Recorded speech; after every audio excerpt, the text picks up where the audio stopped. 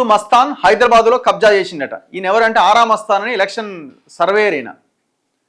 శ్రీ చైతన్యని తెలంగాణలో స్వాధీనం చేసుకున్న ఎం శ్రీధర్ అట. అన్ని పార్టీల అండదండలు, నగరంలో బరి తెగించిన ఆరా మస్తాన్ గ్యాంగ్. ఆంధ్రా నుంచి వచ్చి హైదరాబాద్లో కబ్జా దందా. 50 కోట్ల భూమిని అక్రమ సేల్ డీడ్తో 2 కోట్లకే కొట్టేసిన వైనం. 50 కోట్ల భూమి అట అక్రమంగా సేల్ డీడ్ చేసుకొని దాన్ని 2 కోట్లకే కొట్టేసిండట. పొజిషన్ చేజిక్కించుకునేందుకు పోలీసులకు ₹1 కోటి దాకా ఇచ్చిందట. కబ్జా జరిగిందని సీనియర్ సిటిజన్ వెళితే అప్పటికప్పుడు కారు మీద చలానా వేసి సీజ్ చేసిరట.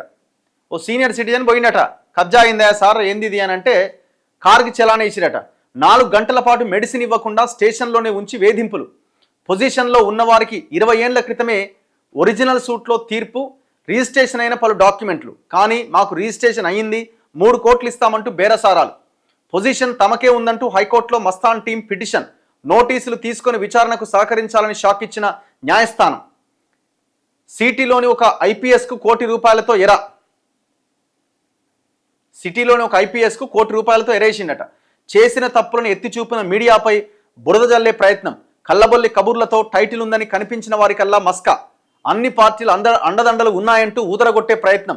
ఉచితంగా అధికార పార్టీకి సర్వే చేయాలి, 4 కోట్లు ఖర్చు అవుతుందని బాతాఖాని. అటు తనకు రిజిస్ట్రేషన్ చేసిన వారికి డబ్బులు ఇవ్వకుండా ఇటు పొజిషన్ ఉన్న వారిని బెదిరించి కొట్టేసిన తీరు. కరెంటు తీసేసి సీసీ కెమెరాలు కట్ చేసి 20 మందితో మకాం వేసిండట.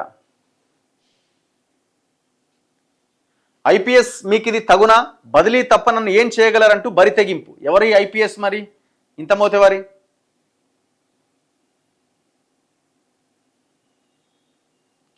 షేక్ మస్తాన్ అలియాస్ ఆరా మస్తాన్ పర్మనెంట్ అడ్రస్ ఆంధ్రాలోని ఉమ్మడి గుంటూరు జిల్లా చిలకలూరుపేట. కానీ హైదరాబాద్ నడిబొడ్డున సికింద్రాబాద్ మెట్టుగూడలో కనీసం 50 కోట్ల విలువ చేసే 5717 గజాల భూమిని కబ్జా పెట్టిండు. తనకు పొజిషన్ ఉందని పోలీసులు ఇన్వాల్వ్ అవుతున్నారని హైకోర్టులో పిటిషన్ దాఖలు చేసిండు. గతంలో ఇదే భూమిపైన కబ్జా కేసు నమోదైంది. ఆ కేసులో నోటీసులు తీసుకొని విచారణకు సహకరించాలని ఆదేశాలు కూడా జారీ అయినాయి. తాను కోరినట్టుగా తీర్పు ఇవ్వకుండా పిటిషన్ క్లోజ్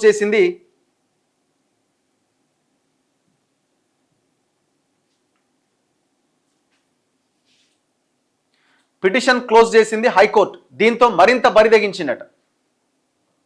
అన్ని పార్టీల నేతలంతా తన జేబులో ఉన్నారని చెప్పుకుంటూ ఆ భూమిని ఎలాగైనా కాజేసేందుకు మొదటగా కబ్జాలో ఉన్న కుమారస్వామి కుటుంబంతో బేరసారాలు ఆడింది. 3 కోట్లు ఇస్తాం తప్పుకోండి అని మీటింగ్లు పెట్టారు. తమకు సివిల్ సూట్లో పార్టీషన్ డీడ్లున్నాయి, 13 కోట్లు ఇవ్వాలని వాళ్ళు డిమాండ్ చేసినట్టుగా తెలిసింది. తాను అధికార పార్టీకి సర్వేలు చేయాలి, అందుకు 4 కోట్లు అవుతుంది, నేను ఫ్రీగానే చేస్తున్నా, మీకు 3 కోట్లే ఇస్తాను అని మస్తాన్ బెదిరించినట్టు సమాచారం. అది కాస్త ఇరు పార్టీలు కేసుల వరకు వెళ్ళినాయి. 50 కోట్ల ప్రాపర్టీని 2 కోట్లు ఖర్చు పెట్టి తీసుకున్నందుకు మరో ₹1 కోటి పోలీసులకు ఖర్చు చేసి తానే పొజిషన్ తీసుకుంటానని భయాందోళన గురి చేసినని బాధితుడు రమేష్ చెప్పిండు. అసలు లిటిగేషన్ ల్యాండ్లోకి ఎలా ఇన్వాల్వ్ అయ్యారు, తప్పులను కప్పిపుచ్చుకునేందుకు ఏం చేశారో స్వేచ్ఛ ఇన్వెస్టిగేషన్ కథనం ఇచ్చింది. తప్పులన్నీ పబ్లిక్కి తెలిసిపోయాయని మస్తాన్ తన మాయ మాటలకు పదును పెట్టిండు. కనిపించిన వారికల్లా తానే పర్ఫెక్ట్ అంటూ కోర్టు ఆర్డర్స్ని దాచిపెట్టి ఒరిజినల్ పేపర్స్ చూపిస్తున్నాడు. బయట పెట్టిన స్వేచ్ఛ జర్నలిస్టులపైన లేనిపోని కట్టుకథలు అల్లుతున్నాడు.